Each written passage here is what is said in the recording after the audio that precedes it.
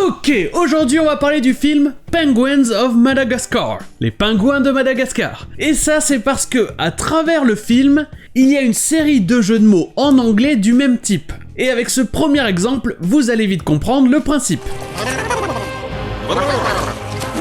Nicolas Cage them. Ici il dit donc Nicolas Cage them, mets-les en cage, emprisonne-les dans une cage. Mais bien sûr, ici, le jeu de mots, c'est qu'il y a le nom de l'acteur, Nicolas Cage. Et dans le film, à chaque fois que le méchant veut faire quelque chose, il va faire appel à un de ses sous-fifres pieuvres. Et le prénom de cette pieuvre, plus l'ordre qu'il donne, va donner à chaque fois un jeu de mots avec un nom d'acteur ou d'actrice. Comme par exemple, un peu plus tard dans le film. Elijah, would you please take them away? Ici, vous avez donc le nom de l'acteur du Seigneur des Anneaux, Elijah Wood. Et donc l'auxiliaire Wood, comme dans la question qu'il pose, se prononce exactement comme le mot wood, du bois, comme dans le nom de famille de l'acteur. Et on continue avec... We better crank this up.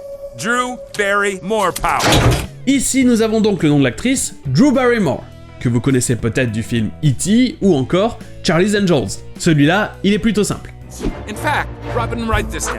Tomorrow we move on to kittens. Ici, ça va plutôt vite, mais vous avez le nom de l'actrice, Robin Wright, qui a joué dans The Princess Bride, Forrest Gump ou encore House of Cards. Son nom de famille, Wright, qui est aussi un suffixe pas super courant pour dire artisan, se prononce exactement comme le verbe to write, écrire. Les W et le GH ici sont muets. Et on enchaîne quasiment de suite avec celui-ci. Charlize, they're on the ray. Ok, c'est ici que ça se corse un peu. L'actrice de Mad Max Fury Road ou encore Monster s'appelle Charlize Theron.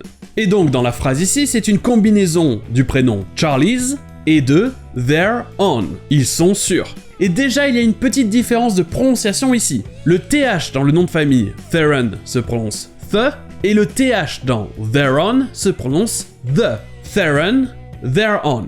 C'est une différence dont j'ai déjà parlé dans l'épisode sur le TH.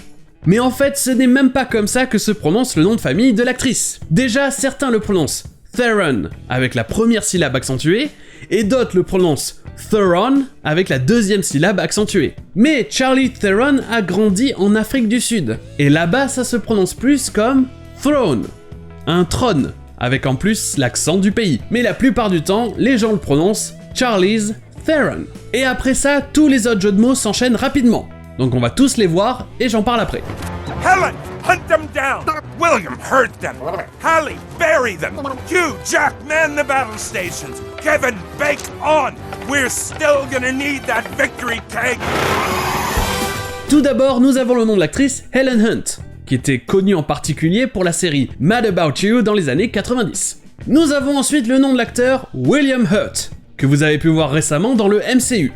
Et comme on l'a vu plusieurs fois le mois dernier, le verbe to bury, qui veut dire enterrer, se prononce avec le son E, bury, tout comme le nom de famille de l'actrice, Halle Berry. Et ensuite nous avons un autre jeu de mots avec deux prénoms avec Hugh et Jack. Hugh d'ailleurs ça se prononce bien comme ça, Hugh, et dans le prénom Hugh, le GH est muet, Hugh. Et ici vous avez le verbe man, qui veut dire tenir un poste. Littéralement, c'est mettre un homme responsable de quelque chose. To man something.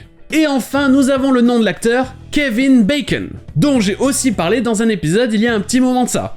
Dans le mot bacon, le ON se prononce un. Bacon. Même chose dans le nom de famille, Kevin Bacon. Mais par contre, dans le verbe à particules bake on est un seul mot, donc il est accentué, et donc ça se prononce on. Donc au final, bake on et bacon, ça ne se prononce pas de la même manière. Bake on, bacon. Mais tout le monde en anglais comprend la blague parce que c'est la même lettre O. Et d'ailleurs, la particule on veut souvent dire continuer. Comme par exemple dans les verbes keep on, go on ou encore carry on, qui veulent tous dire continuer. Donc ici, quand il donne l'ordre bake on, ça veut dire continue à cuisiner. Et maintenant que vous savez ça, voyons tous les jeux de mots à la suite. Nicolas Cage them. Elijah, would you please take them away? Drew Barrymore Power. In fact, Robin, write this down. Tomorrow we move. Charlize, they're on the ray. Helen, hunt them down. William, hurt them. Halle, bury them. Hugh, Jack, man the battle stations. Kevin, bake on.